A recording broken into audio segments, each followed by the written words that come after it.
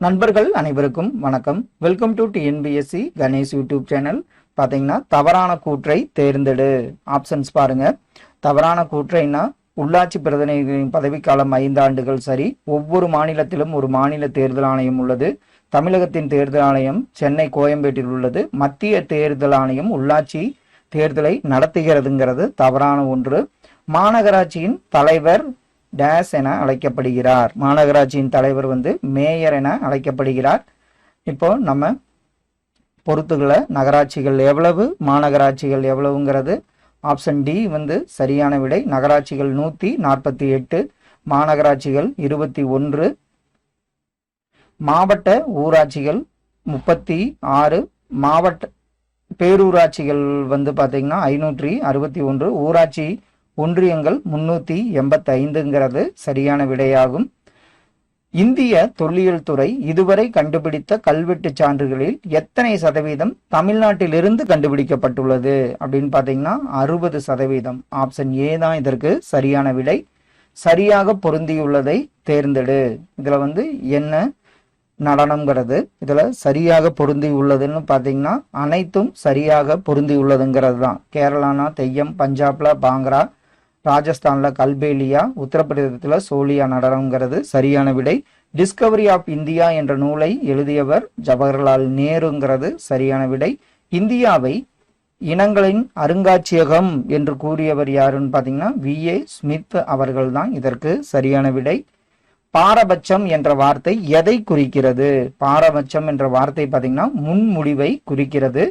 அடுத்த கேள்வி, கீழ்கண்டவற்றுள் நாம் அனைவரும் இந்தியர்கள் என்ற உணர்வால் ஒரே தேசத்தால் ஒன்றுபற்றி வாழ காரணமாக இருப்பவை எவை? நாட்டுப்பற்று உணர்வா, தேசிய சின்னங்களா, தேசிய விழாக்களா, இந்தியாவின் பொதுவான நம்பிக்கைகளா? இதுல பார்த்தீங்கன்னா அனைத்தும் தான் நாம இந்தியர்கள் என்ற உணர்வால் ஒன்றுபட்டு வாழ காரணமாக இருப்பவை.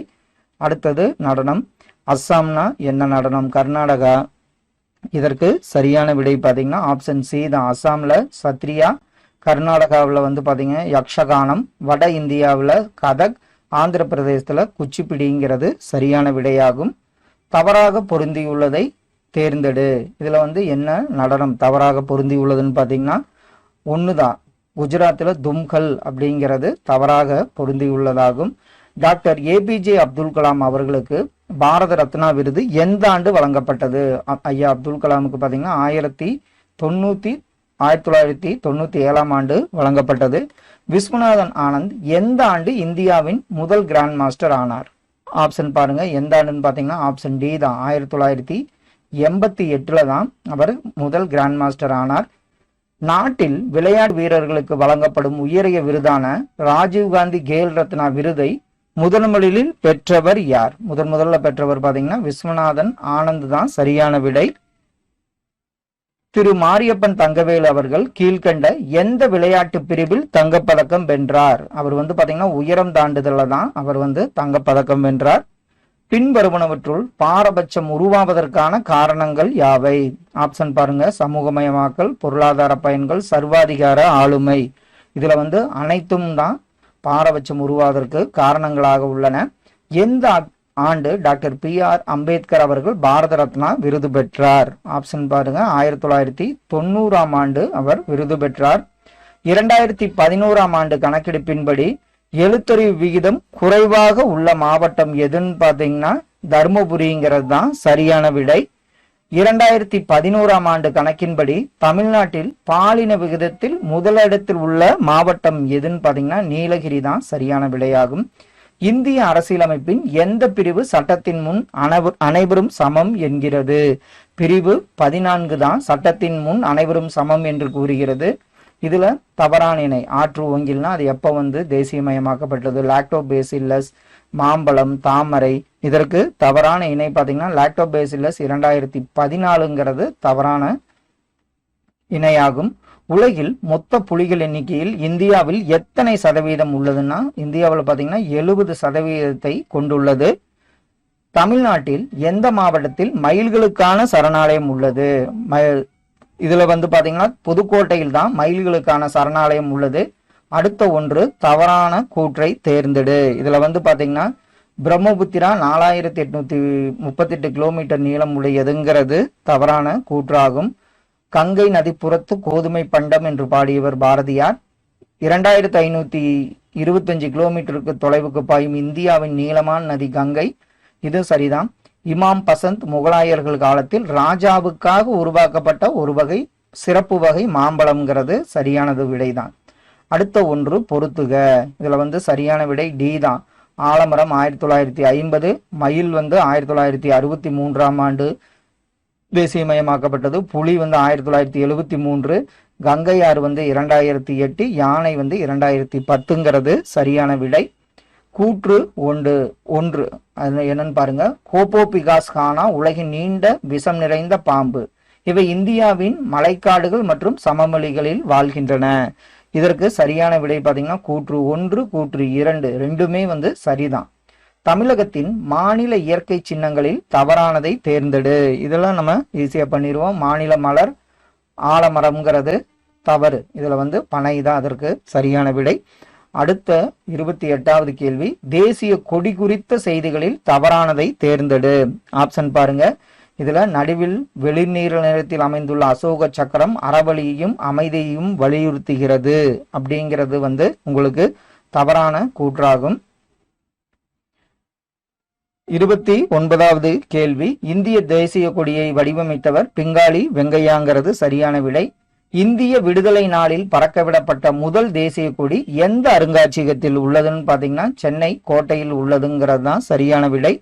சாரநாத் அசோக தூணின் உச்சியில் அமைந்திருக்கும் நான்முக சிங்கம் இந்தியாவின் தேசிய லட்சணையாக எப்போது ஏற்றுக்கொள்ளப்பட்டதுன்னு பாத்தீங்கன்னா ஜனவரி 26, 1950 ஏற்றுக்கொள்ளப்பட்டது.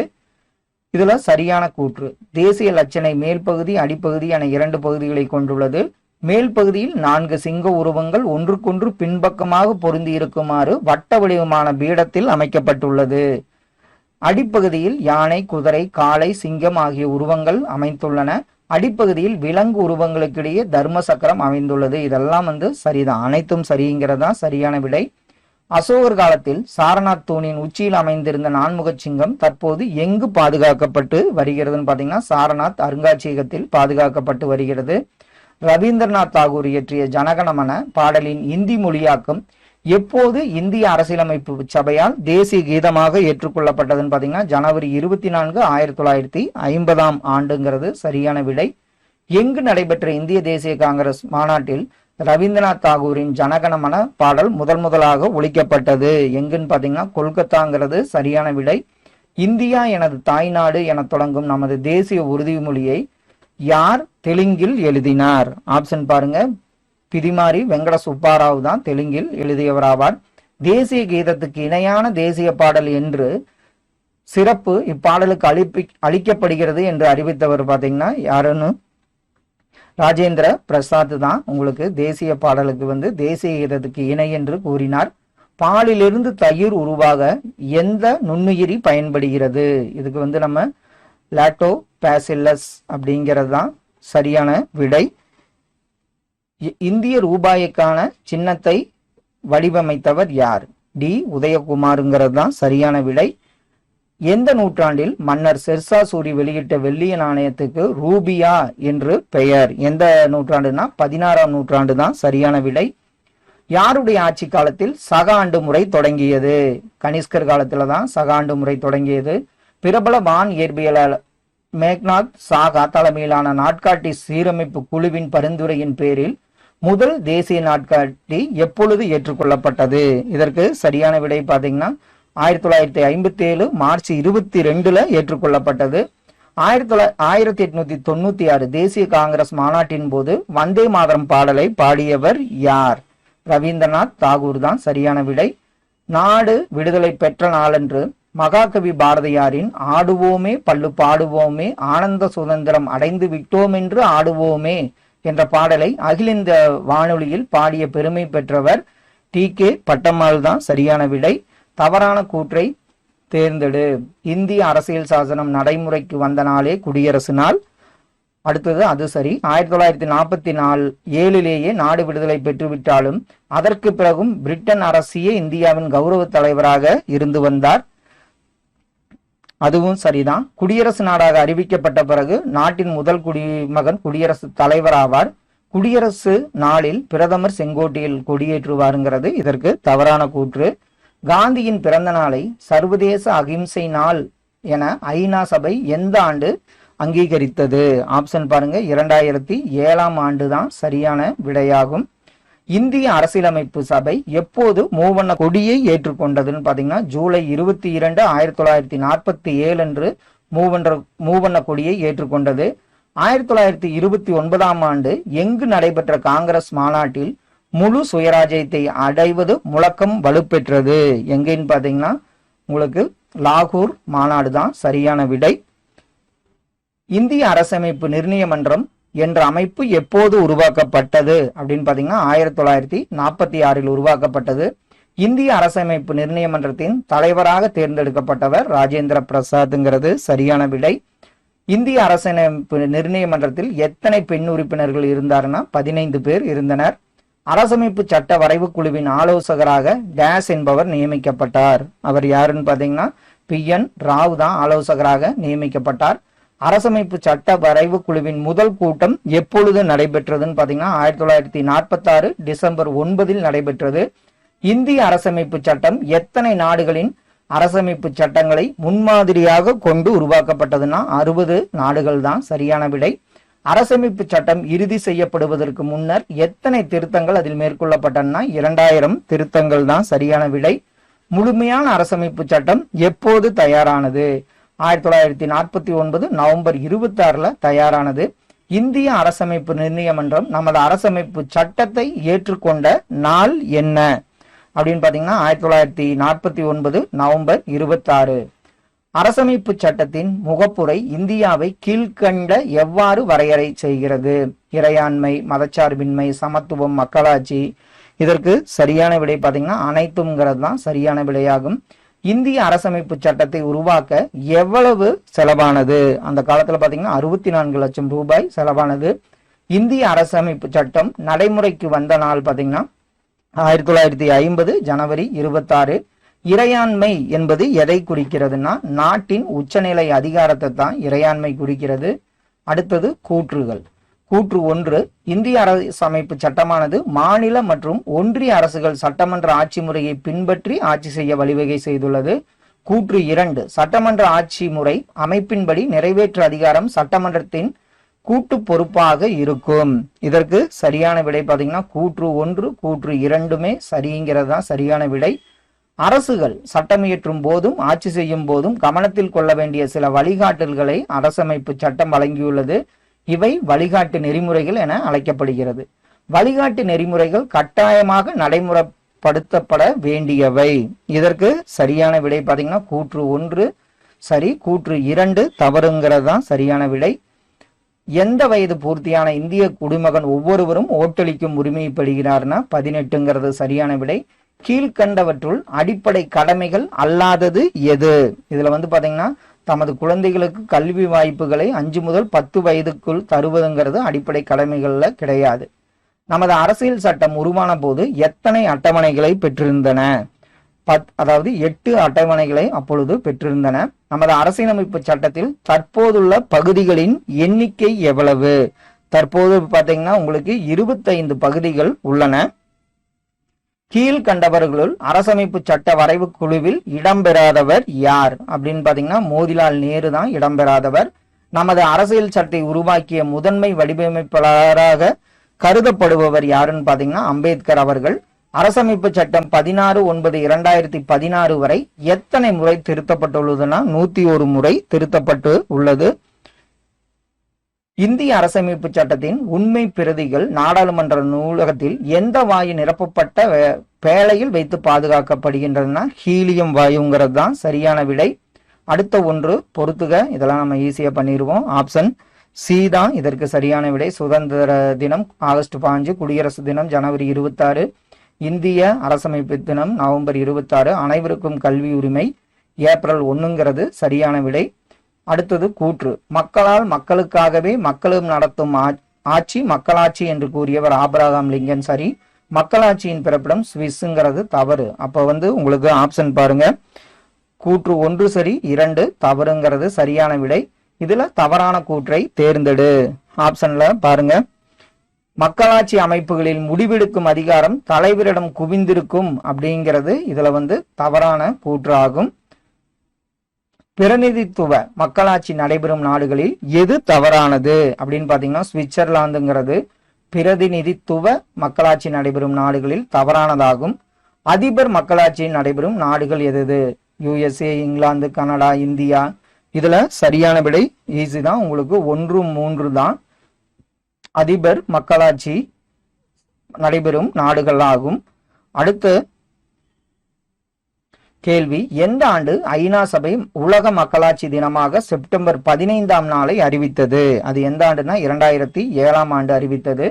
நமது அரசமைப்பு சட்டத்தை உருவாக்கிய முதன்மை வடிவமைப்பாளராக கருதப்படுபவர் அம்பேத்கர் தான் சரியான விடை. உலகிலேயே முதலில் பெண்களுக்கு ஓட்டுரிமை அளித்த நாடு எதுன்னு பாத்தீங்கன்னா நியூசிலாந்து தான் சரியான விடை. தவறான இணையை தேர்ந்தெடு. பெண்களுக்கு ஓட்டுரிமை வழங்கப்பட்ட ஆண்டு அப்படிங்கிறது பாத்தீங்கன்னா நியூசிலாந்து 1893ல கொடுத்தாங்க. ஐக்கிய பேரரசு 1917, அமெரிக்க ஐக்கிய நாடு 1919. இதுல பாத்தீங்கன்னா 2, 3 இரண்டுமே தவறு. பெண்களுக்கு ஓட்டுரிமை வழங்கப்பட்ட ஆண்டு பாத்தீங்கன்னா நியூசிலாந்து 1893ங்கிறது சரி. இந்திய குடிமக்களில் எத்தனை சதவீதம் பேர் தங்களது நாட்டின் மக்களாட்சியின் மீது நம்பிக்கை கொண்டுள்ளதாக புள்ளி விவரங்கள் தெரிவிக்கின்றன அப்படின்னு பாத்தீங்கன்னா 79% நமது இந்தியர்கள் நம்பிக்கை வைத்துள்ளனர். உலகிலேயே பழமையான மற்றும் நீண்ட காலமாக செயல்படு வரும் நாடாளுமன்றத்தை கொண்ட மக்களாட்சி நாடு எது? ஆப்ஷன் பாருங்க. இதற்கு ஐஸ்லாந்து தான் நீண்ட காலமாக செயல்பட்டு வரும் நாடாளுமன்றத்தை கொண்ட மக்களாட்சி நாடாகும். பழமையான அரசியலமைப்பு தற்போதும் நடைமுறையில் உள்ள நாடு பாத்தீங்கன்னா சான் மரினோஸ்ங்கிறது தான் சரியான விடை. அடுத்த ஒன்று தவறான இணை. இதுல பாத்தீங்கன்னா ரோமானிய பேரரசுனா என்ன, மனித தீவு, இதெல்லாம் ஆப்ஷன் பாருங்க. இதுல தவறான இணை பாத்தீங்கன்னா ஆப்ஷன் சி, 2015 எழுதப்பட்ட மகாசாசனம் அமெரிக்க ஐக்கிய நாடுகள்ங்கிறது தவறான இணையாகும். தவறான இணையை தேர்ந்தெடு.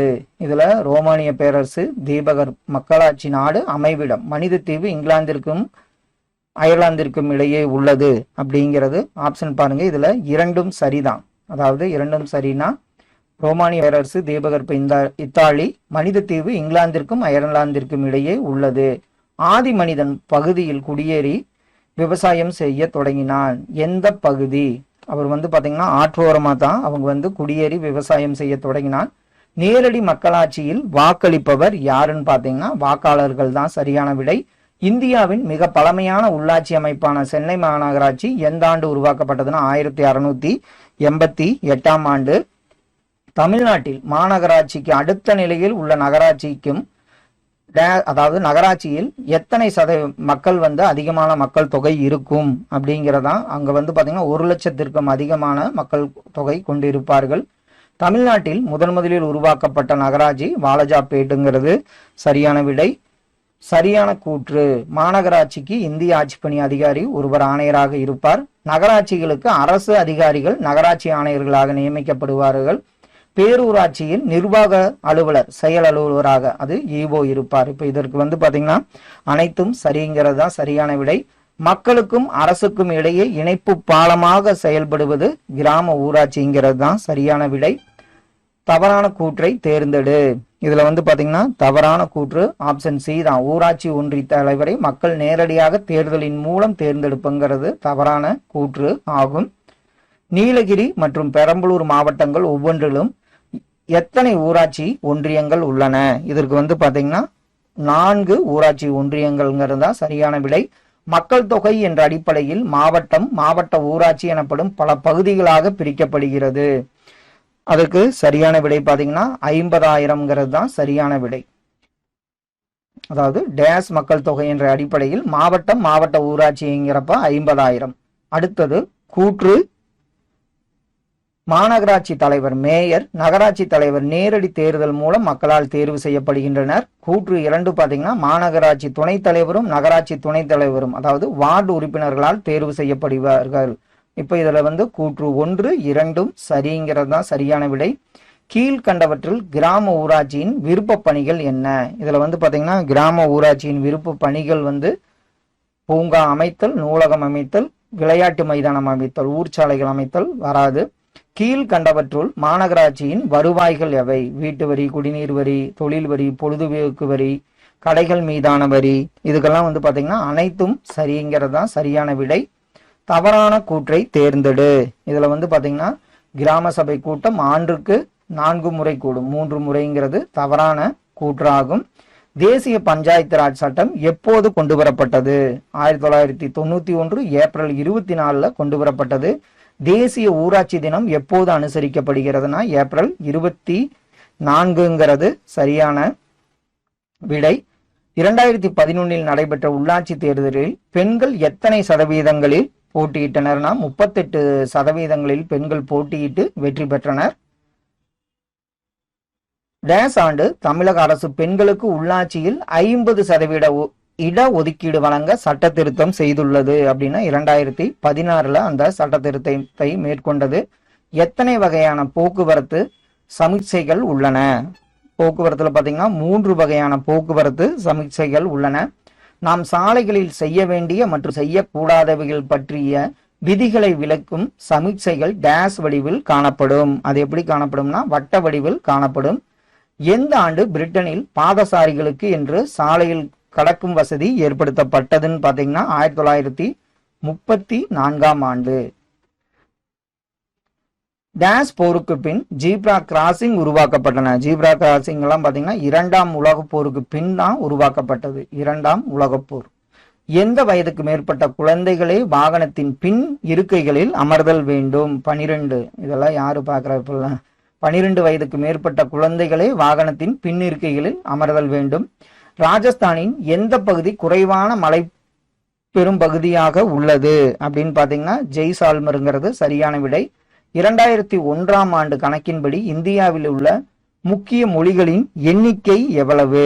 முக்கிய மொழிகளின் எண்ணிக்கை பாத்தீங்கன்னா 122 மொழிகளாக இருந்தது 2001ஆம் ஆண்டு கணக்கெடுப்பின்படி. இந்திய அரசியலமைப்பு சட்டத்தில் அங்கீகரிக்கப்பட்ட மொழிகள் பாத்தீங்கன்னா 22ங்கிறது சரியான விடை. கடைசி ஒன்று, எந்த ஆண்டில் தமிழ் மொழி செம்மொழியாக அறிவிக்கப்பட்டதுன்னா 2004ஆம் ஆண்டு. முதல் கேள்வி பாருங்க, ஆங்கிலேயர்களால் இந்தியாவில் கட்டப்பட்ட முதல் கோட்டை எந்த கோட்டை? ஆங்கிலேயர்களால் இந்தியாவில் கட்டப்பட்ட முதல் கோட்டை பார்த்தீங்கன்னா புனித ஜார்ஜ் கோட்டையாகும். சாலை விபத்துகளுக்கு அழைக்க வேண்டிய எண் எந்த எண்? ஒரு சாலை விபத்து நடந்தா அழைக்க வேண்டிய எண் 103 என்பது சரியான விடை. பெண்களை பலவீனமான பாலினம் என்று சொல்வது ஒரு அவதூறு. அது பெண் இனத்திற்கு ஆணினம் இழைத்த அநீதியாகும் என்று கூறியவர் யார்? இப்படி இந்த கூற்றை கூறியவர் யார்? பெண்களை பலவீனமான பாலினம் என்று சொல்வது ஒரு அவதூறு, அது பெண்ணினத்திற்கு ஆணினம் இழைத்த அநீதி என்று கூறியவர் மகாத்மா என்பது சரியான விடை. மத்திய அரசு மாநில அரசுகளுக்கு இடையே அதிகாரம் பகிர்ந்தளிக்கப்பட்டு செயல்படும் அரசாட்சி முறை எது? மத்திய அரசு மாநில அரசுகளுக்கு இடையே அதிகாரம் பகிர்ந்தளிக்கப்பட்டு செயல்படும் அரசாட்சி முறை. ஆன்சர் கரெக்டு தான். எதுன்னு பார்த்தீங்கன்னா கூட்டாட்சி முறையாகும். இந்தியா முழுவதும் பொருந்தக்கூடிய மோட்டார் வாகன சட்டம் எந்த ஆண்டு பாராளுமன்றத்தில் நிறைவேற்றப்பட்டது? இந்தியா முழுவதும் பொருந்துகின்ற மோட்டார் வாகன சட்டம். ஆன்சர் கரெக்டு தான். 1988 என்பது சரியான விடை. பெரும்பான்மை உறுப்பினர்களை கொண்ட கட்சியின் தலைவரை அழைத்து மாநில அரசாங்கத்தை அமைக்குமாறு அழைப்பு விடுப்பவர் யார்? ஒரு எலெக்ஷனை ஜெயிச்சாங்கன்னா ஒரு பெரும்பான்மை உறுப்பினர்களை கொண்ட கட்சியின் தலைவரை யார் அழைப்பாங்க? ஆன்சர் கரெக்டு தான். யாருன்னு பார்த்தீங்கன்னா ஆளுநர் என்பது மாநில அரசாங்கத்தை அமைக்குமாறு அழைப்பு விடுப்பவர் ஆளுநர் ஆவார். இந்தியாவில் முதல் பெண்கள் பள்ளியின் முதல் பெண் ஆசிரியர் யார்? இந்தியாவில் முதல் பெண்கள் பள்ளியின் முதல் பெண் ஆசிரியர். ஆன்சர் கரெக்டு தான். யாருன்னு பார்த்தீங்கன்னா சாவித்ரிபாய் பூலே ஆவார். சட்டமன்ற மேலவை உறுப்பினர் ஆவதற்கு எத்தனை வயது முடிந்திருக்க வேண்டும்? சட்டமன்ற மேலவையில் ஒருத்தர் உறுப்பினர் ஆகிறன்னா அவருக்கு எத்தனை வயது? ஆன்சர் கரெக்டு தான். 30 வயது அவருக்கு முடிந்திருக்க வேண்டும். தேசிய நெடுஞ்சாலைகளில் பாதுகாப்பாக மற்றும் தடையற்ற பயணம் செய்ய பாலங்களை கட்டுவதற்கான திட்டம் எப்போது தொடங்கப்பட்டது? தேசிய நெடுஞ்சாலையில் மற்றும் தடையற்ற பயணம் செய்ய பாலங்கள் அமைக்குவதற்கான திட்டம் தீட்டப்பட்டது. அது எப்போது தொடங்கப்பட்டது? ஆன்சர் கரெக்ட் தான், 2016ஆம் ஆண்டு தொடங்கப்பட்டது. ஒலிம்பிக்கில் தங்கம் வென்ற முதல் பெண் யார்? ஒலிம்பிக் போட்டியில தங்கம் வென்ற முதல் பெண், ஆன்சர் கரெக்ட் தான், சார்லோட் கூப்பர் என்பது சரியான விடை. பின் வருபவர்களுக்கு மக்களால் நேரடியாக தேர்ந்தெடுக்கப்படுபவர் யார்? இந்த ஆப்ஷன்ல மக்களால் நேரடியாக தேர்ந்தெடுக்கப்படுபவர் யார்?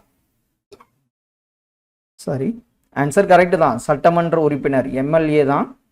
இந்த ஆப்ஷன் படி பார்த்தீங்கன்னா மக்களால் நேரடியாக தேர்ந்தெடுக்கப்படுபவர் ஆவார். சாதி, பணம், மதம் ஆகியவற்றின் அடிப்படையில் உருவாக்கப்பட்ட சமத்துவமின்மை அதனுடைய பெயர் என்ன? சாதி, பணம், மதம் ஆகியவற்றின் அடிப்படையில் உருவாக்கப்பட்ட சமத்துவமின்மை. ஆன்சர் கரெக்ட் தான், எதுன்னு பார்த்தீங்கன்னா மனிதனால் உருவாக்கப்பட்ட சமத்துவமின்மை என அழைக்கப்படுகிறது. பங்குச்சந்தை என்பது எவ்வகை சந்தையை குறிக்கும்? சந்தையில வகைகள்லாம் இருக்கு, அதுல பங்குச்சந்தை என்பது எந்த வகையை குறிக்கும்? ஆன்சர் கரெக்ட் தான். இதனால் பங்குச்சந்தைனாவே அது ஒழுங்குபடுத்தப்பட்ட சந்தை வகையை சாரும். இந்தியாவில் முதல் மகளிர் பல்கலைக்கழகத்தை மகர் சிகார்வே எந்த ஆண்டு புனேவில் தொடங்கினார்?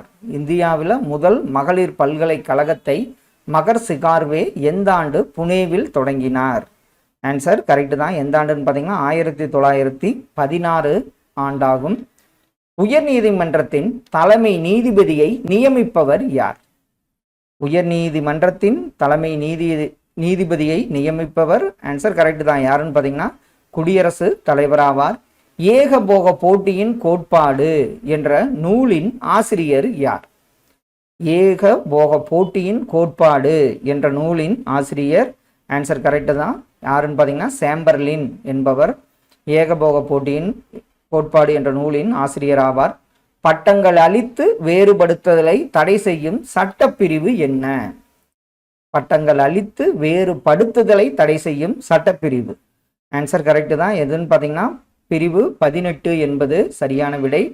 உயர் நீதிமன்ற தலைமை நீதிபதி எந்த வயது வரை பதவியில் இருப்பார்? உயர் நீதிமன்ற தலைமை நீதிபதி எந்த வயது வரை பதவியில் இருப்பார்? ஆன்சர் கரெக்ட் தான், அவர் 62 வயது வரை பதவியில் இருப்பார். மக்களாட்சியின் முதுகெலும்பு கொடுக்கப்பட்ட ஆப்ஷன்ல எதுன்னு பாருங்க. மக்களாட்சியின் முதுகெலும்பு என அழைக்கப்படுவது, ஆன்சர் கரெக்ட் தான், அரசியல் கட்சிகள் தான் மக்களாட்சியின் முதுகெலும்பு என போற்றப்படுகிறது. ஒலிகோபோலி என்பது கீழ்கண்ட எதை குறிக்கிறது? ஒலிகோபோலி என்பது கீழ்கண்ட எதை குறிக்கிறதுன்னு பார்த்தீங்கன்னா சந்தை வடிவத்தை குறிப்பது தான் ஒலிகோபோலி என்பதாகும். மத்திய வெளியுறவு அமைச்சர் பதவியை வகித்த முதல் பெண் யார்?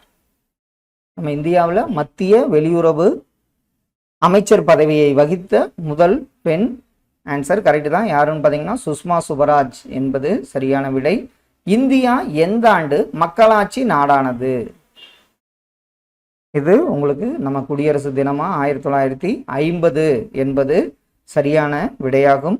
அடுத்த ஒன்று, இந்திய அரசியலமைப்பு குடிமக்களுக்கு அரசியலமைப்பு சட்டப்பிரிவுகள் மூலம் எந்த சட்டப்பிரிவுகள் மூலம் சமத்துவத்தை அளிக்கிறது? இந்திய அரசியலமைப்பு நம்ம இந்திய குடிமக்களுக்கு எந்த சட்டப்பிரிவுகள் மூலம் சமத்துவத்தை அளிக்கிறது? அந்த சட்டப்பிரிவுகள் எதிலிருந்து எதுவரை? ஆன்சர் கரெக்ட் தான், ஆப்ஷன் சி தான், 14 18 வரை நம்ம இந்திய குடிமக்களுக்கு சமத்துவத்தை அளிக்கிறது இந்திய அரசியலமைப்பு. இந்தியாவில் நுகர்வோர் பாதுகாப்பு சட்டம் நடைமுறைக்கு வந்த நாள் எது? இந்தியாவில் நுகர்வோர் பாதுகாப்பு சட்டம், இது நுகர்வோர் பாதுகாப்பு சட்டம் தான் மகா சாசனம் என்று அழைக்கப்பட்டது. ஆன்சர் கரெக்ட் தான், எதுன்னு பார்த்தீங்கன்னா டிசம்பர் 24 1986 தான் நுகர்வோர் பாதுகாப்பு சட்டம் அமல்படுத்தப்பட்டது.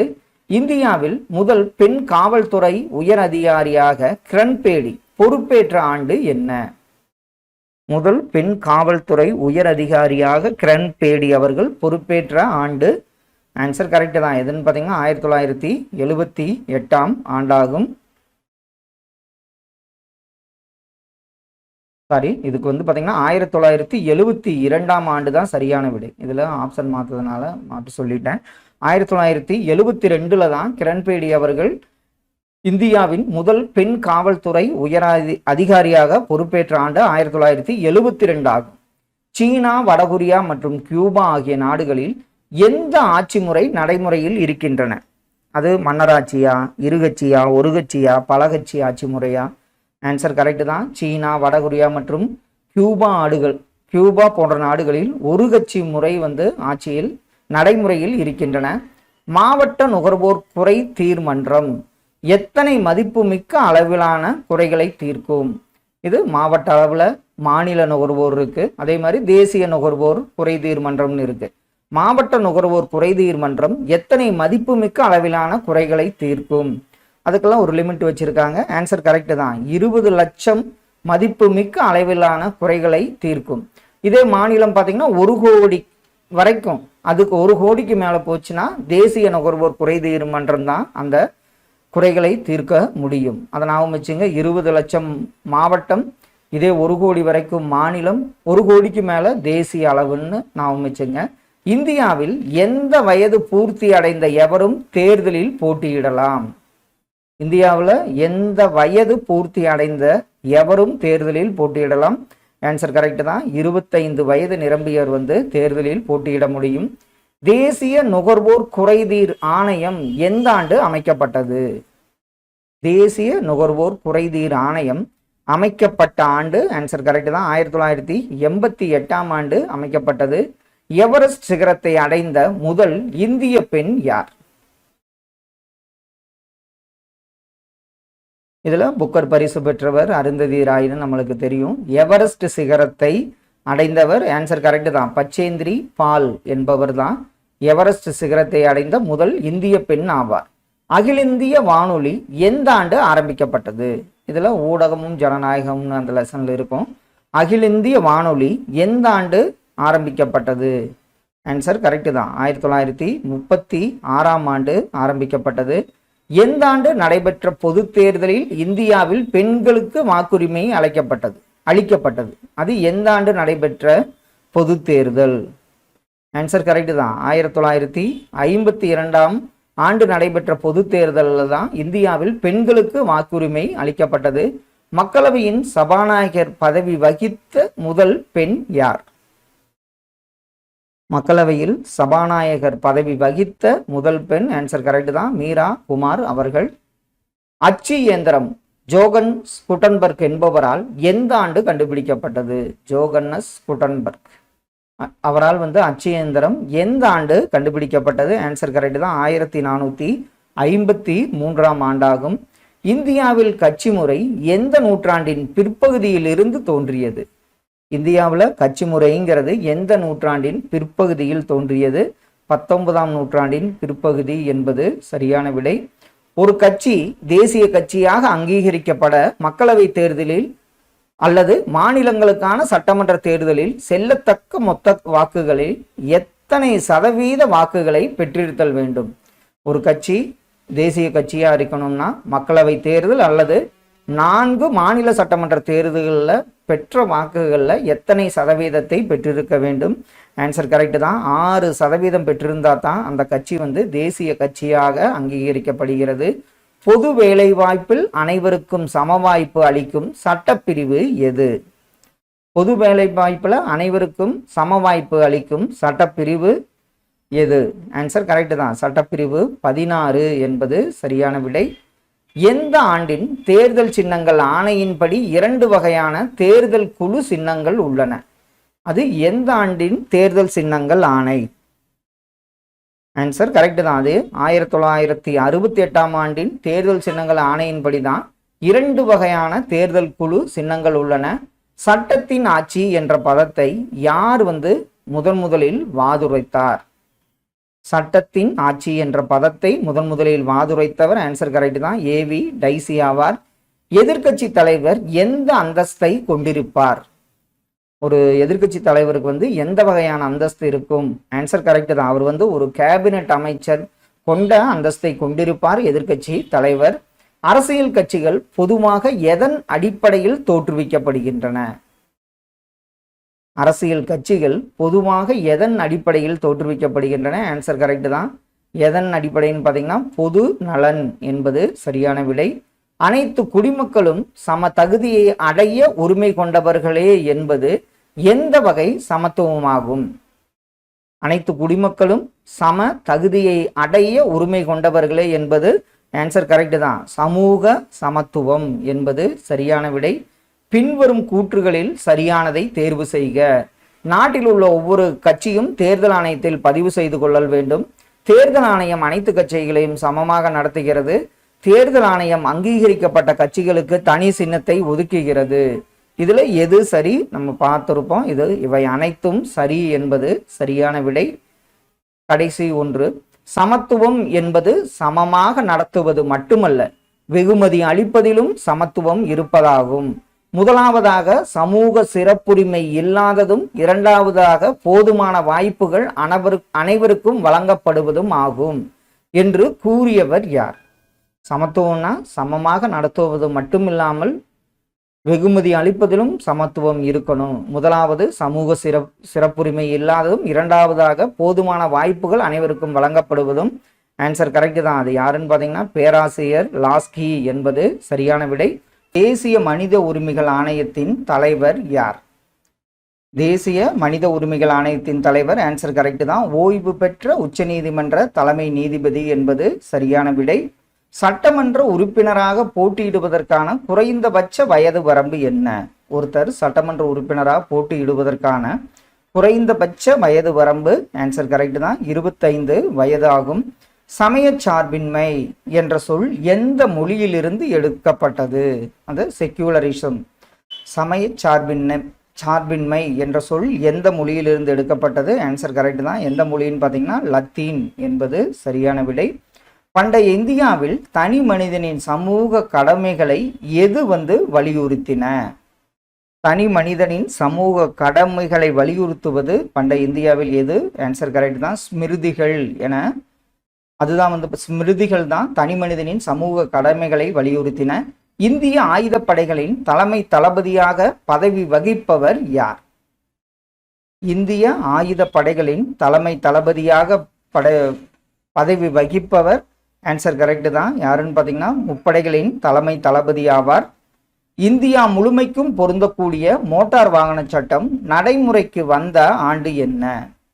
இந்தியா முழுமைக்கும் பொருந்தக்கூடிய மோட்டார் வாகன சட்டம் நடைமுறைக்கு வந்த ஆண்டு ஆன்சர் கரெக்ட் தான். அது எந்த ஆண்டுன்னு பார்த்தீங்கன்னா 1989 ஜூலை 1 என்பது சரியான விடை.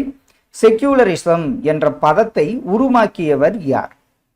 செக்யூலரிசம் என்ற பதத்தை உருவாக்கியவர் ஆன்சர் கரெக்ட் தான், ஜார்ஜ் ஜேக்கப் என்பது சரியான விடை.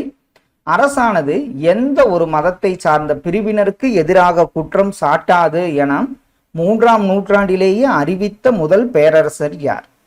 எந்த ஒரு மதத்துக்கு எதிராக அரசு குற்றம் சாட்டாது அப்படின்னு 3ஆம் நூற்றாண்டிலேயே அறிவித்த முதல் பேரரசர் அசோகர் என்பது சரியான விடை. ஆளுநர் தன்னிச்சையான முடிவுகளை செயல்படுத்த உதவும் அதிகாரம் எந்த அதிகாரம்? ஆப்ஷன்ல பாருங்க. ஆளுநர் தன்னிச்சையான முடிவுகளை செயல்படுத்த உதவும் அதிகாரம் ஆன்சர் கரெக்ட் தான், விருப்ப உரிமை அதிகாரம் ஆகும். பண்டைய காலத்தில் நீதிமன்றத்தை எவ்வாறு குறிப்பிட்டனர்? பண்டைய காலத்துல நீதிமன்றத்தை ஒரு சொல்லால் குறிப்பிட்டனர். ஆன்சர் கரெக்ட் தான். பண்டைய காலத்தில் நீதிமன்றங்களை குலிகா என்று குறிப்பிட்டனர்.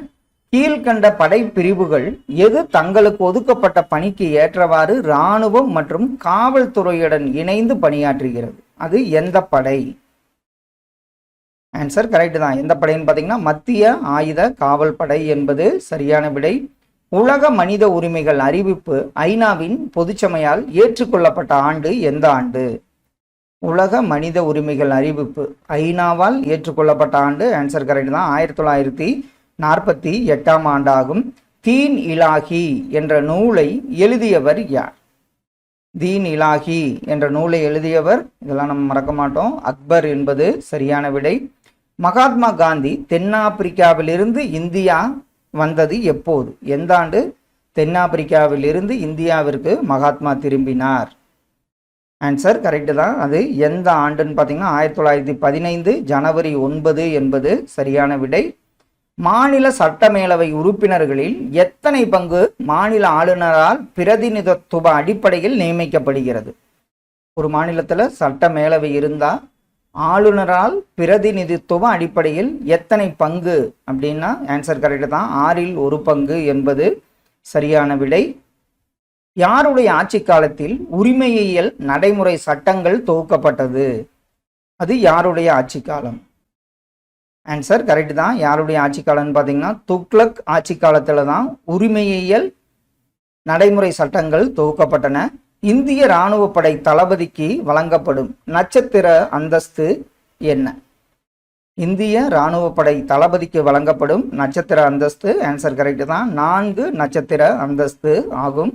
மக்கள் அனைவரும் தங்கள் சொந்த மதத்தை தேர்ந்தெடுக்கும் உரிமை உண்டு என்ற ஆணையை அறிவித்தவர் யார்? மக்கள் அனைவருக்கும் தங்கள் சொந்த மதத்தை தேர்ந்தெடுக்கும் உரிமை உண்டு என்ற ஆணையை அறிவித்தவர் ஆன்சர் கரெக்டு தான், மகா சைரஸ் ஆவார். உச்சநீதிமன்றம் முதலாக எங்கு நிறுவப்பட்டது? ஆப்ஷன்ல பாருங்க, உச்சநீதிமன்றம் முதலாக எங்கு நிறுவப்பட்டது? ஆன்சர் கரெக்டு தான், கல்கத்தா என்பது சரியான விடை. சட்டமன்றத்திற்கு ஆளுநரால் நியமிக்கப்படும் ஆங்கிலோ இந்தியன் உறுப்பினரின் எண்ணிக்கை என்ன? சட்டமன்றத்திற்கு ஆளுநரால் நியமிக்கப்படும் ஆங்கிலோ இந்தியன் உறுப்பினர் எண்ணிக்கை ஆன்சர் கரெக்டு தான், எவ்வளவுன்னு பார்த்தீங்கன்னா 1. மொத்தம் பார்த்தீங்கன்னா நம்ம 234 மக்களால் தேர்ந்தெடுக்கப்படும் உறுப்பினர்கள் எண்ணிக்கை, ஆங்கிலோ இந்தியன் ஒன்றோட சேர்த்து 235 வரும் மொத்தமாக கேட்டா. அடுத்த ஒன்று, இந்தியாவின் முதல் ஃபீல்டு மார்ஷல் யார்? ஆன்சர் கரெக்ட் தான், இந்தியாவின் முதல் ஃபீல்டு மார்ஷல் சாம் மானசா என்பது சரியான விடை.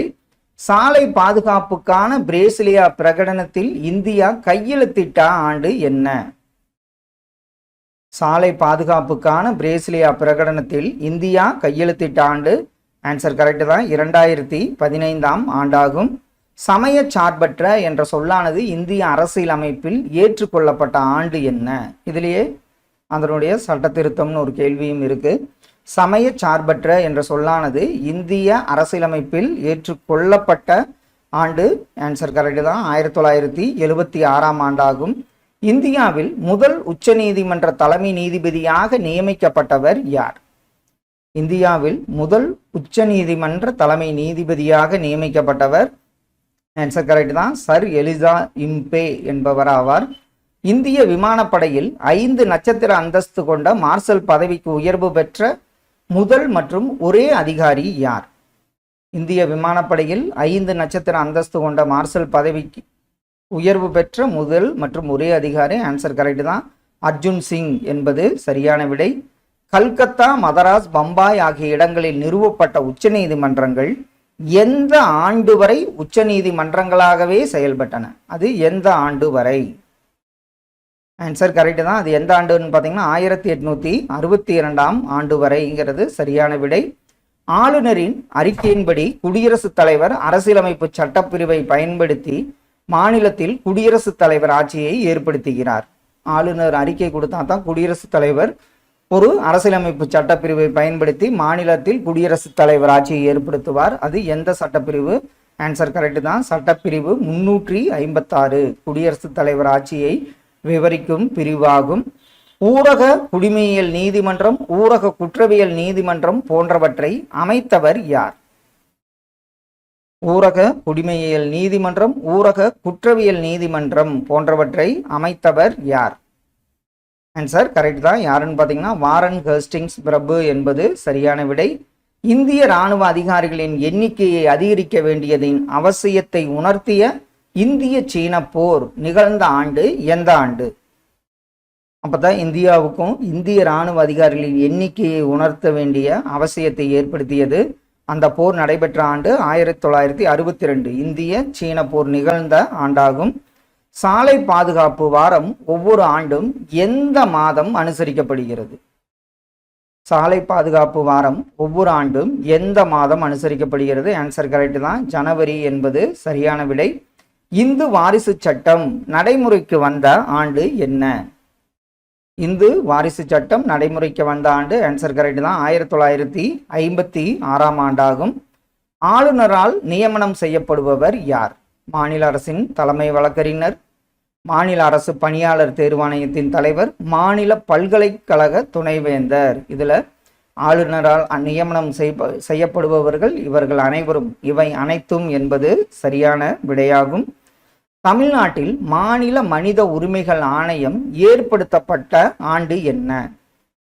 மாநில மனித உரிமைகள் ஆணையம் ஏற்படுத்தப்பட்ட ஆண்டு, ஆன்சர் கரெக்ட் தான், ஏப்ரல் 17, 1997 ஆண்டு ஏற்படுத்தப்பட்டது. எந்த அரசியலமைப்பின் சட்ட திருத்தத்தின்படி சமய சார்பற்ற என்ற சொல் அரசியலமைப்பில் சேர்க்கப்பட்டது? அது எந்த சட்ட திருத்தம்? இது அடிக்கடி கேட்கப்பட்ட ஒரு இம்பார்ட்டண்டான கேள்வி. ஆன்சர் கரெக்ட் தான், 42வது சட்ட திருத்தத்தின்படியே தான் சமய சார்பற்ற என்ற சொல் அரசமைப்பில் சேர்க்கப்பட்டது. யார் தன்னுடைய கல்லறையில் இந்து சமயம், இஸ்லாம் உள்ளிட்ட பல்வேறு சமயங்களை சார்ந்த கூறுகள் இடம்பெற வேண்டும் என்று விரும்பினார்? அவர் யார்? ஆன்சர் கரெக்ட் தான், அக்பர் என்பது சரியான விடை. வெளிநாடு வாழ் இந்தியர் தினமாக ஜனவரி 9ஆம் நாளை எந்த ஆண்டு முதல் நாம் கொண்டாடி வருகிறோம்? ஜனவரி 9 தான் என்ன வருவார்? காந்தி தென்னாப்பிரிக்காவிலிருந்து இந்தியா வருவார். அதைத்தான் வெளிநாடு வாழ் இந்தியர் தினமாக நம்ம செலிப்ரேட் பண்ணிட்டு வரோம். அது எந்த ஆண்டு முதல் அவ்வாறு கொண்டாடப்பட்டு வருகிறது? ஆன்சர் கரெக்ட் தான். எந்த ஆண்டு முதல்னு பார்த்தீங்கன்னா 2003ஆம் ஆண்டு முதல். ஒரு மாநிலத்தின் முதலமைச்சர் யாரால் நியமிக்கப்படுகிறார்? ஒரு மாநிலத்தின் முதலமைச்சர் யாரால் நியமிக்கப்படுகிறார்? ஆன்சர் கரெக்ட் தான், ஆளுநரால் நியமிக்கப்படுகிறார். உரிமையியல் மற்றும் குற்றவியல் நீதிமுறையில் மறுசீரமைத்தவர் யார்? உரிமையியல் மற்றும் குற்றவியல் நீதிமுறையில் மறுசீரமைத்தவர் ஆன்சர் கரெக்ட் தான். யாருன்னு பார்த்தீங்கன்னா காரன் வாலிஸ் பிரபு ஆவார். அணி சேராமை என்ற சொல்லை உருவாக்கியவர் யார்? அணி சேராமை என்ற சொல்லை உருவாக்கியவர், இதெல்லாம் ரொம்ப இம்பார்ட்டண்டான கேள்வி, வி.கே. கிருஷ்ணன் மேனன். இவர் தான் பார்த்தீங்கன்னா அணி சேராமை என்ற சொல்லை உருவாக்கியவர் ஆவார். 6 வயது வரை அனைத்து குழந்தைகளுக்கும் ஆரம்பகால குழந்தை பராமரிப்பு மற்றும் கல்வியை வழங்கும் இந்திய அரசியலமைப்பு சட்டம் எந்த பிரிவை சார்ந்தது? 6 வயது வரை அனைத்து குழந்தைகளுக்கும் ஆரம்பகால குழந்தை பராமரிப்பு மற்றும் கல்வியை வழங்கும் இந்திய அரசியலமைப்பு சட்டம். ஆன்சர் கரெக்ட் தான். எந்த பிரிவுன்னு பார்த்தீங்கன்னா பிரிவு 45 என்பது சரியான விடை. குடிமகன் என்னும் சொல் ஸ்விஸ் என்னும் எந்த வார்த்தையிலிருந்து பெறப்பட்டது? குடிமகன் என்னும் சொல் ஸ்விஸோட எந்த வார்த்தையிலிருந்து, அதாவது ஸ்விஸ் என்னும் எந்த மொழி வார்த்தையிலிருந்து, எந்த வார்த்தையும் கிடையாது, எந்த மொழி வார்த்தையிலிருந்து பெறப்பட்டது? ஆன்சர் கரெக்ட் தான், லத்தீன் மொழி வார்த்தையிலிருந்து பெறப்பட்டது. யாருடைய ஆட்சி காலத்தில் மாகாண மேல்முறையீட்டு நீதிமன்றங்கள் நீக்கப்பட்டன? அது யாருடைய ஆட்சி காலம்? யாருடைய ஆட்சி காலத்தில் மாகாண மேல்முறையீட்டு நீதிமன்றங்கள் நீக்கப்பட்டன? ஆன்சர் கரெக்ட் தான், வில்லியம் பெண்டிங் பிரபு காலத்தில். ஆளுநர் நியமனத்தின் தகுதிகளில் தவறானது எது? அப்படியே ஆப்ஷன் பாருங்க. இதெல்லாம் கரெக்டு தான். இப்போ பாராளுமன்ற உறுப்பினராக இருத்தல் கூடாது, சட்டமன்ற உறுப்பினராக இருத்தல் கூடாது, ஆதாயம் தரும் எந்த பதவியும் வைக்கல் கூடாது. இதில் பார்த்தீங்கன்னா 36 வயது கிடையாது, 35 வயது நிரம்பிய இந்திய குடிமகனாக இருக்க வேண்டும். அது ஆப்ஷன் ஏ தான் தவறான கூற்று. இந்தியாவின் மிக பழமையான உயர்நீதிமன்றம் எது? இந்தியாவில் மிக பழமையான உயர்நீதிமன்றம், ஆன்சர் கரெக்ட் தான், கல்கத்தா உயர்நீதிமன்றம் ஆகும். அணி சேரா இயக்கத்தின் நிறுவன நாடுகளில் தவறானவை எது? அணி சேரா இயக்கம் இதுல சில நாடுகள் நிறுவின, அதுல நிறுவன நாடுகளில் தவறானவை, ஆன்சர் கரெக்ட் தான், எதுன்னு பார்த்தீங்கன்னா ஆஸ்திரேலியா என்பது சரியான விடை. இந்திய குடியுரிமை சட்டம் எந்த ஆண்டு இயற்றப்பட்டது? இது ரொம்ப இம்பார்ட்டண்டான கேள்வி, ப்ரீவியஸ் வீடியோவிலும் பார்த்தோம். ஆன்சர் கரெக்ட் தான், இந்திய குடியுரிமை சட்டம் 1955ஆம் ஆண்டு இயற்றப்பட்டது. இந்திய அரசியலமைப்பின் எந்த பகுதி இந்திய குடியுரிமை பற்றி கூறுகிறது? எந்த பகுதி இந்திய அரசியலமைப்பின் எந்த பகுதி இந்திய குடியுரிமை பற்றி கூறுகிறது? ஆன்சர் கரெக்ட் தான், எதுன்னு பார்த்தீங்கன்னா பகுதி 2 என்பது சரியான விடை. இந்தியாவின் மிகப்பெரிய நீதிமன்றம் எது? ஆப்ஷன்ல பாருங்க. இந்தியாவின் மிகப்பெரிய நீதிமன்றம் என்பது அலகாபாத் உயர்நீதிமன்றம் என்பது சரியான விடை. யாரால் அமைக்கப்பட்ட சட்ட ஆணையம் இந்தியாவில் சட்டங்களை நெறிமுறைப்படுத்தியது? அது யாரால் அமைக்கப்பட்ட சட்ட ஆணையம்? ஆன்சர் கரெக்ட் தான், மெக்காலா மெக்காலே அவர்களால் அமைக்கப்பட்ட சட்ட ஆணையம் தான் இந்தியாவில் சட்டங்களை நெறிமுறைப்படுத்தியது. இந்தியா எந்த நாட்டுடன் மிக அதிகமான நிலப்பகுதியை பகிர்ந்து கொள்கிறது? அது எந்த நாடு? ஆன்சர் கரெக்டு தான். அது எந்த நாடுன்னு பார்த்தீங்கன்னா வங்கதேசம் என்பது சரியான விடை. மாநில ஆளுநருக்கான தகுதியை குறிப்பிடும் அரசமைப்பு சட்ட விதி எது? மாநில ஆளுநருக்கு தகுதியை குறிப்பிடும் அரசமைப்பு சட்ட விதி. ஆன்சர் கரெக்டு தான். அரசமைப்பு சட்ட விதி 157 என்பது சரியான விடை. 1955ஆம் ஆண்டு இந்திய குடியுரிமை சட்டம் குடியுரிமை பெறுவதற்கு எத்தனை வழிமுறைகளை பரிந்துரை செய்தது? ஒருத்தர் இந்திய குடியுரிமை பெறணும்னா அதற்கு எத்தனை வழிமுறைகள் இருந்தன? ஆன்சர் கரெக்ட் தான். 5 வழிமுறைகள் இருந்தன என்பது சரியான விடை. இந்திய உச்சநீதிமன்றம் துவங்கப்பட்ட நாள் மற்றும் ஆண்டு என்ன? இதுவும் கேட்கப்பட்ட ஒரு கேள்விதான். இந்திய உச்சநீதிமன்றம் துவங்கப்பட்ட நாள் மற்றும் ஆண்டு என்னன்னு பார்த்தீங்கன்னா ஜனவரி 28, 1950 என்பது சரியான விடை. கீழ்காணும் நாடுகளில் எந்த நாடு இந்தியாவிற்கும் தென்கிழக்கு ஆசிய நாடுகளின் கூட்டமைப்பில் உள்ள நாடுகளுக்கும் பாலமாக அமைந்துள்ளது? அது எந்த நாடு? இந்தியாவிற்கும் தென்கிழக்கு ஆசிய நாடுகளின் கூட்டமைப்பில் உள்ள நாடுகளுக்கும் பாலமாக அமைந்துள்ளது. ஆன்சர் கரெக்ட் தான். மியான்மர் என்பது சரியான விடை. ஒரு சட்டமன்ற தொகுதியின் குறைந்தபட்ச வாக்காளர்களின் எண்ணிக்கை எவ்வளவு? ஒரு சட்டமன்றம் இருந்தால் அதில் குறைந்தபட்ச வாக்காளர்களின் எண்ணிக்கை எவ்வளவு? ஆன்சர் கரெக்டு தான். 1,00,000 என்பது சரியான விடை. அடுத்த ஒன்று பொறுத்துக. தொழிற்சாலை சட்டம் இது நிறைவேற்றப்பட்ட ஆண்டு. மகப்பேறு நலச்சட்டம், தோட்ட தொழிலாளர்கள் சட்டம், சுரங்க சட்டம். ஆன்சர் பார்த்துடலாங்க. தொழிற்சாலை சட்டம் 1948ஆம் ஆண்டு, மகப்பேறு நலச்சட்டம் 1961, தோட்ட தொழிலாளர் சட்டம் 1951, சுரங்க சட்டம் 1952. ஆப்ஷன் டி வந்து இதற்கு சரியான விடை. கீழ்காணும் நபர்களில் யார் இயல்பு குடியுரிமை பெற தகுதி அல்லாதவர் ஆவார்? யார் வந்து இயல்பு குடியுரிமை பெற தகுதி அல்லாதவர் யார்? ஆன்சர் கரெக்டு தான். ஈஸியாக கண்டுபிடிச்சிருவோம். வெளிநாட்டில் இருந்து சுற்றுலா பயணியாக வந்தவர் வந்து இயல்பு குடியுரிமை பெற தகுதி அல்லாதவராவார். அடிப்படை கடமைகள் அரசமைப்பு சட்டத்தின் எந்த பிரிவின் கீழ் அமைந்துள்ளது? அடிப்படை கடமைகள். ஆன்சர் கரெக்டு தான். எந்த சட்டம்னு பார்த்தீங்கன்னா பகுதி 4A பிரிவின் கீழ் அமைந்துள்ளது. இந்திய அரசு சட்டம் எந்த ஆண்டு கூட்டாட்சி நீதிமன்றங்களை உருவாக்கியது? இந்திய அரசு சட்டம் எந்த இந்திய அரசு சட்டம் எந்த ஆண்டு இந்திய அரசு சட்டம் கூட்டாட்சி நீதிமன்றங்களை உருவாக்கியது? ஆன்சர் கரெக்டு தான். 1935 இந்திய அரசு சட்டம் தான் கூட்டாட்சி நீதிமன்றங்களை உருவாக்க வழிவகை செய்தது. மாநில சட்டமேலவை உறுப்பினராக குறைந்தபட்ச வயது எவ்வளவு? ஒருத்தர் மாநில சட்டமேலவை உறுப்பினர் ஆகணும்னா குறைந்தபட்ச வயது. ஆன்சர் கரெக்டு தான். 30 வயது நிரம்பியவராக இருக்க வேண்டும்.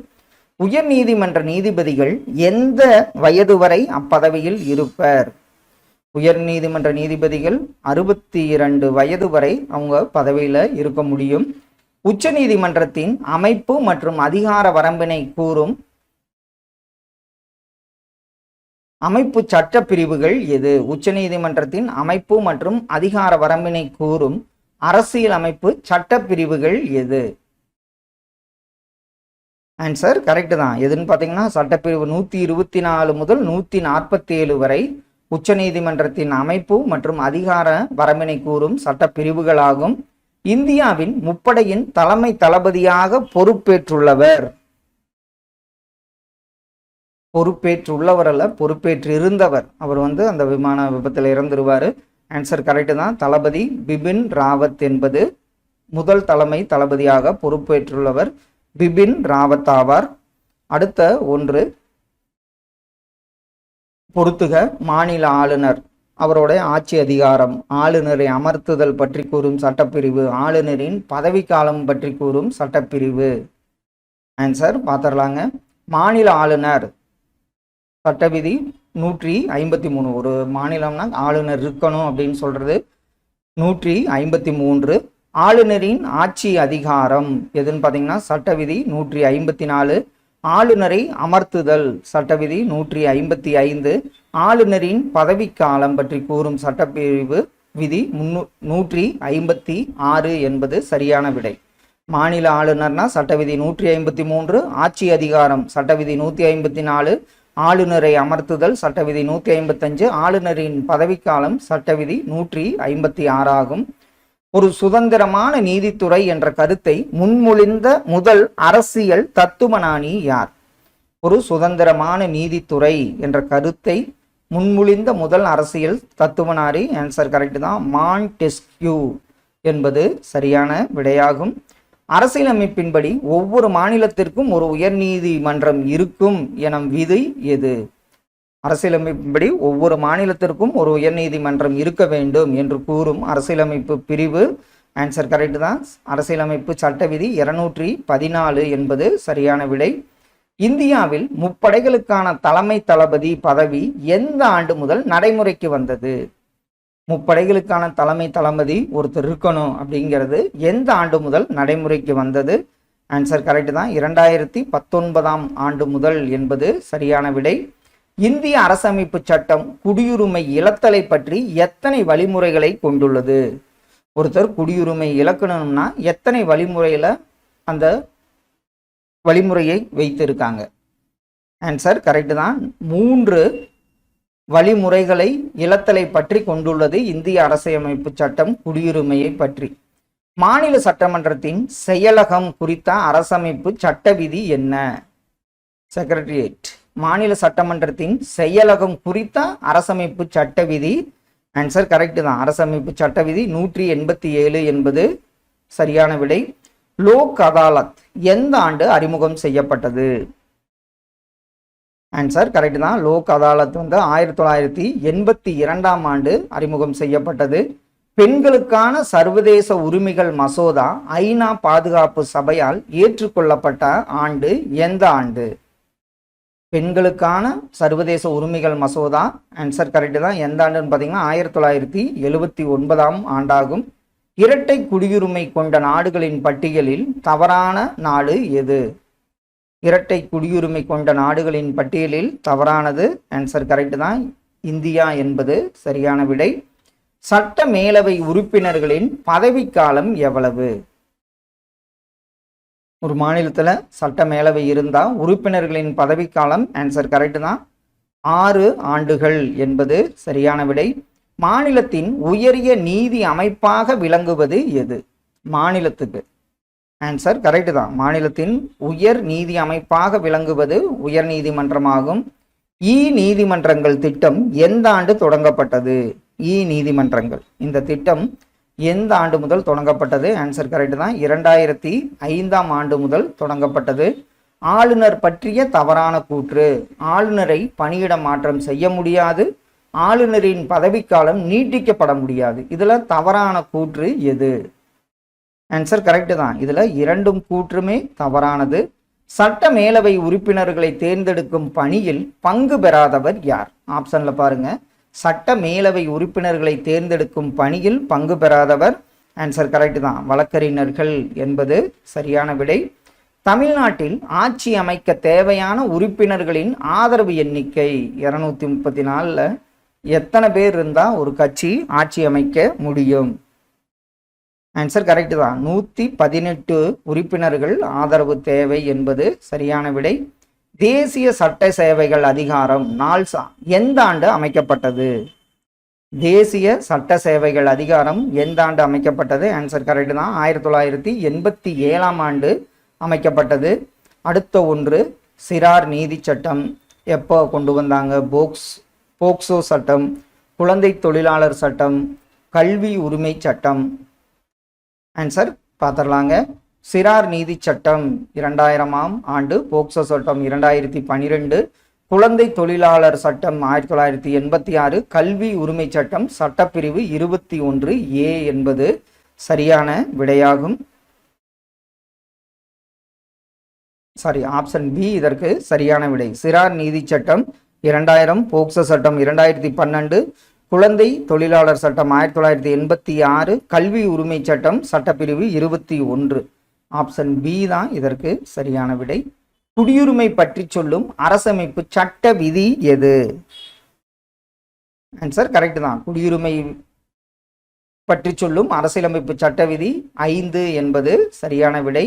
இந்திய அரசியலமைப்பின்படி அரசியலமைப்பு சட்டத்தின் பாதுகாவலனாக இருப்பது எது? இது ஒரு இம்பார்ட்டன்டான கேள்வி, கேட்கப்பட்ட ஒரு கேள்வியும் கூட. இந்திய அரசியலமைப்பின்படி அரசியலமைப்பு சட்டத்தின் பாதுகாவலனாக இருப்பது உச்சநீதிமன்றம் என்பது சரியான விடை. முப்படை தலைமை தளபதியின் ஓய்வு வயது என்ன? முப்படை தலைமை தளபதியின் ஓய்வு வயது, ஆன்சர் கரெக்ட் தான். அவர் 65 வயது வரை பணியில் இருக்க முடியும்.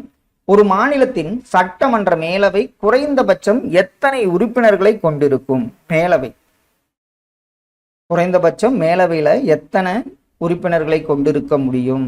ஆன்சர் கரெக்ட் தான். எவ்வளோன்னு பார்த்தீங்கன்னா 40 உறுப்பினர்களை கொண்டிருக்க முடியும். விதான் சபா என்று அழைக்கப்படுவது எது? விதான் சபா என்று அழைக்கப்படுவது, ஆன்சர் கரெக்ட் தான், சட்டமன்ற பேரவை என்பது சரியான விடை. உச்ச நீதிமன்றத்தின் நீதி பேராணை வரம்பு குறித்து கூறியும் அரசியலமைப்பு சட்டப்பிரிவு எது? நீதி பேராணையோட வரம்பு குறித்து கூறும் அரசியலமைப்பு சட்டப்பிரிவு, ஆன்சர் கரெக்ட் தான். எதுன்னு பார்த்தீங்கன்னா அரசியலமைப்பு சட்டப்பிரிவு 32 என்பது சரியான ஒன்று. ஒரு மாநில அரசின் தலைவராக மாநில ஆளுநர் இருப்பார் என குறிப்பிடுவது எது? பாராளுமன்றமா, உச்ச நீதிமன்றமா? ஆன்சர் கரெக்ட் தான். இந்திய அரசியலமைப்பு சட்டம் தான் ஒரு மாநில அரசின் தலைவராக மாநில ஆளுநர் இருப்பார் என குறிப்பிடுகிறது. இதுல தவறான இணை எது? விமானப்படை தினம் அக்டோபர் 8 சரி, ஆயுதப்படைகள் கொடி தினம் டிசம்பர் 7 சரி, விரைவு அதிரடிப்படை தினம் அக்டோபர் 7 சரி, கடற்படை தினம் பார்த்தீங்கன்னா டிசம்பர் 4, டிசம்பர் 5 என்பது தவறான இணையாகும். ஐக்கிய நாடுகள் சபை நிறுவப்பட்ட ஆண்டு என்ன? ஐக்கிய நாடுகள் சபை நிறுவப்பட்ட ஆண்டு 1945 என்பது சரி. மாநிலத்தின் தலைமை நிர்வாகி யார்? ஒரு மாநிலத்தோட தலைமை நிர்வாகியாக இருப்பவர் பார்த்தீங்கன்னா முதலமைச்சர் என்பது சரியான விடை. ஒரு மாநிலத்தின் சட்டப்பேரவையில் குறைந்தபட்ச உறுப்பினர்களின் எண்ணிக்கை என்ன? ஒரு மாநிலத்தில் நம்ம மேலவை பார்த்தோம், சட்டப்பேரவையில் குறைந்தபட்ச உறுப்பினர்களின் எண்ணிக்கை 60 என்பது சரியான விடை. மாநில பட்டியல், பொதுப்பட்டியல் ஆகியவற்றின் கீழ் உள்ள துறைகள் தொடர்பான மனித உரிமை மீறல்களை விசாரிக்கும் ஆணையம் எது? மாநில பட்டியல், பொதுப்பட்டியல் ஆகியவற்றின் கீழ் உள்ள துறைகள் தொடர்பான மனித உரிமை மீறல்களை விசாரிக்கும் ஆணையம், ஆன்சர் கரெக்ட் தான், மாநில மனித உரிமைகள் ஆணையமாகும். இந்திய அரசமைப்பு சட்ட திருத்தத்தின்படி இந்திய குடிமக்களுக்கான அடிப்படை கடமைகள் எந்த சட்ட திருத்தத்தின்படி இணைக்கப்பட்டது? இது எந்த அரசமைப்பு சட்ட திருத்தத்தின்படி இந்திய குடிமக்களுக்கான அடிப்படை கடமைகள் இணைக்கப்பட்டது? ஆன்சர் கரெக்ட் தான். எதுன்னு பார்த்தீங்கன்னா 42வது அரசமைப்பு சட்ட திருத்தம். மாவட்ட நீதிபதிகளை நியமனம் செய்பவர் யார்? ஆன்சர் கரெக்ட் தான். மாவட்ட நீதிபதிகளை நியமனம் செய்பவர் மாநில ஆளுநர் ஆவார். மாநில நிர்வாகம் யார் தலைமையின் கீழ் உள்ளது? மாநில ஆளுநர், மாநில முதலமைச்சர் தலைமையிலான அமைச்சரவை, மாநில உயர்நீதிமன்ற தலைமை நீதிபதி. இதுல மாநில நிர்வாகம் நம்ம ஈஸியா சொல்லிடுவோம், 1 மற்றும் 2 இது ரெண்டும் சரி. மாநில உயர்நீதிமன்ற தலைமை நீதிபதி என்பது தவறானதாகும். உலக மனித உரிமைகள் அறிவிப்பு ஐநா பொது சபையால் எந்த நாட்டில் அறிவிக்கப்பட்டது? உலக மனித உரிமைகள் அறிவிப்பு ஐநா பொது சபையால் எந்த நாட்டிலிருந்து அறிவிக்கப்பட்டது? ஆன்சர் கரெக்ட் தான், பிரான்ஸ் என்பது சரியான விடை. ஒரு மாநில சட்டமன்றத்தின் அதிகபட்சம், குறைந்தபட்சம் 60ன்னு பார்த்தோம், அதிகபட்ச உறுப்பினர்களின் எண்ணிக்கை எவ்வளவு? ஆன்சர் கரெக்ட் தான். ஒரு மாநில சட்டமன்றத்தின் அதிகபட்ச உறுப்பினர்களின் எண்ணிக்கை பார்த்தீங்கன்னா 500 வரை என்பது சரியான விடை. வெளிநாடு வாழ் இந்திய தினம் எந்த நாளில் கொண்டாடப்படுகிறது? இதுதான் காந்தி அவர்கள் நம்ம இந்தியாவிற்கு திரும்பிய நாள். வெளிநாடு வாழ் இந்தியர் தினம், ஆன்சர் கரெக்ட் தான், ஜனவரி 9 என்பது சரியான விடை.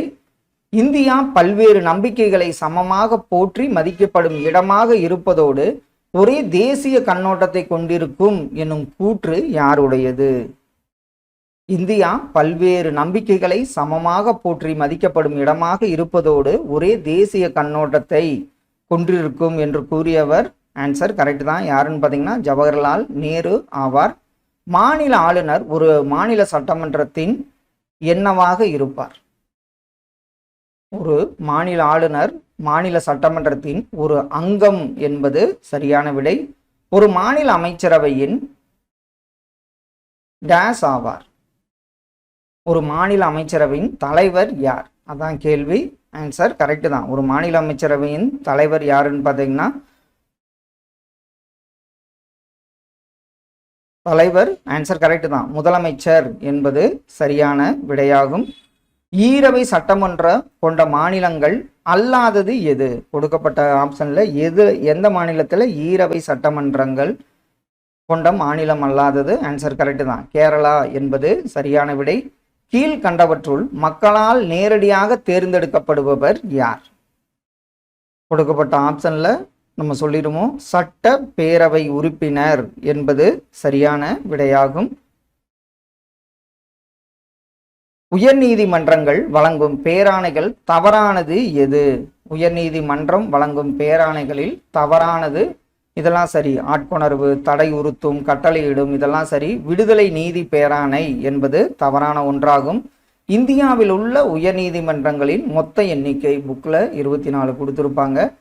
இப்போ கணக்குப்படி பார்த்தீங்கன்னா 25 உயர்நீதிமன்றங்கள் உள்ளன என்பது சரியான விடை. Thank you all.